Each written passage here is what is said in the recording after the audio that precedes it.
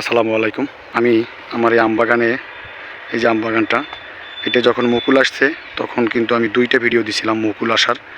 একটা গাছে আমগুলো ঝুলছে, প্রত্যেকটা গাছে আম ঝুলছে। তো আজকের বাগানে আসলাম, তো ভাবলাম এই গাছটার একটা ভিডিও আপনাদেরকে দেই। একটা গাছেই যেমন গাছটা কতটুকু দেখেন, আমগুলো কিন্তু অনেক ভালো জাতের একটি আম, অনেক মিষ্টি আমগুলো দেখেন। একটা গাছে 4-5টা ঘুরে দেখাইতেছে আপনাদেরকে কী পরিমাণ আম, এক একটা থোকায় থোকায় এই জামগুলো দেখেন কত আম আসছে। এই যে এটার পাশাপাশি আর একটা গাছ আছে, এই যে দেখেন, এই যে আমগুলো দেখেন। এই গাছটায়, এইটুক গাছটায় মানে গাছটার পাতা দেখা যাচ্ছে না, এত পরিমাণ আম এই গাছটায়।